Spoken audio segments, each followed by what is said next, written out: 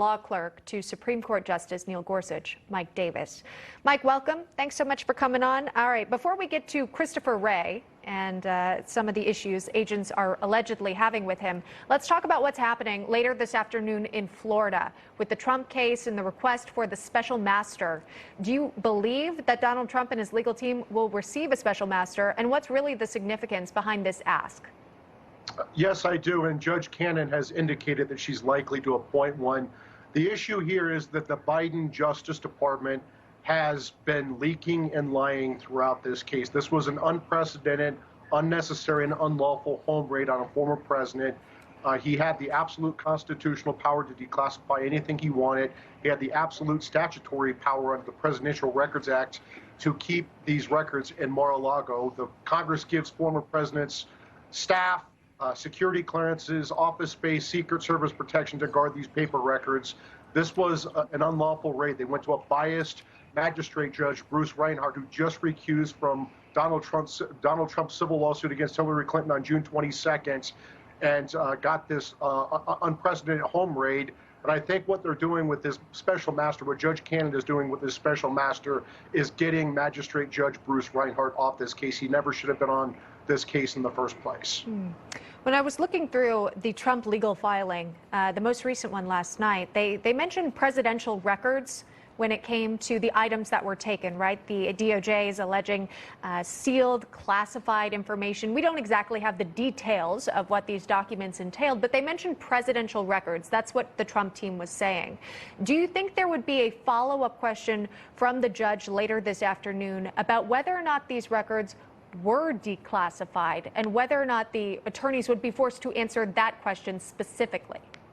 That's possible, but President Trump absolutely declassified the Crossfire Hurricane and Russian collusion documents as evidenced by the January 19th, 2021 declassification memo by President Trump the day before he left office. It was the Biden Justice Department, the FBI, the intel community that dragged their feet and never made these records public, but they were absolutely declassified as evidenced by that memo. And again, there's been a pattern of leaking and lying out of this Justice Department. Attorney General Merrick Garland leaked out that he didn't personally approve this raid. That was a lie. They leaked out that Trump had nuclear documents to make the raid look more justified than it was. That was a lie. They leaked out that President Biden didn't have any involvement with this. That's a lie. Jonathan Sue, his deputy White House counsel, is the one who waived Trump's claim of executive privilege on behalf of President Biden, which led to this raid. The Trump attorneys, do you think they would be asked questions about whether or not they'd signed off on returning classified documents? Keep in mind, this has been going back and forth between the National Archives and Mar-a-Lago, essentially wanting to return these documents to the archives. These attorneys allegedly had said, we sent them all back. And then, of course, the FBI came out with boxes of documents. Would they be asked follow-up questions on that?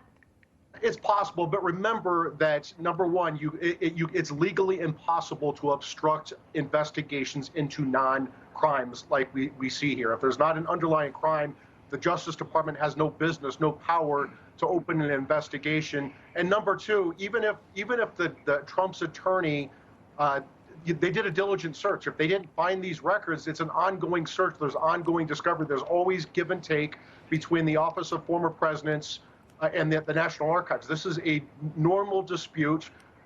Former presidents have classified records. That's why they get security clearances for the former president and their staffs. That's why they have SCIFs. That's why they have Secret Service protections. Even if there's a mistake in this representation, it was a mistake. There's no evidence it was an intentional lie. Questions, of course, as to what these documents actually entail. Again, that photograph, we've seen it blacked out. We know it's top secret, but we don't know what's underneath that. Let me ask you, though, about what happens next. And it's all speculation at this point. But, you wonder about what's the end goal if you're going to send FBI agents into a former president's home. According to Bloomberg News, they write this: DOJ likely to wait past midterms to reveal any Trump charges. Do you anticipate Donald Trump facing charges at any point?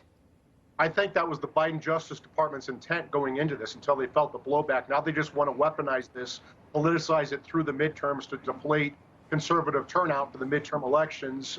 But this has been politicized. They never should have open this case. This is not, the Presidential Records Act does not have a criminal component to it. This should have been resolved through civil litigation, notifying Congress, cooperation, even litigation, with a civil lawsuit with a judge. It never should have been a criminal case.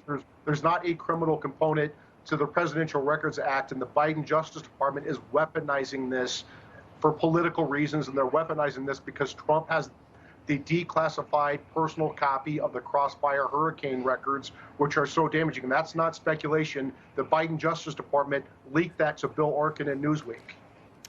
All right, Mike Davis joining us with his legal analysis. Mike, we appreciate your time this morning. Thank you very much. Thank you. You're welcome. Let's bring our panelists in for the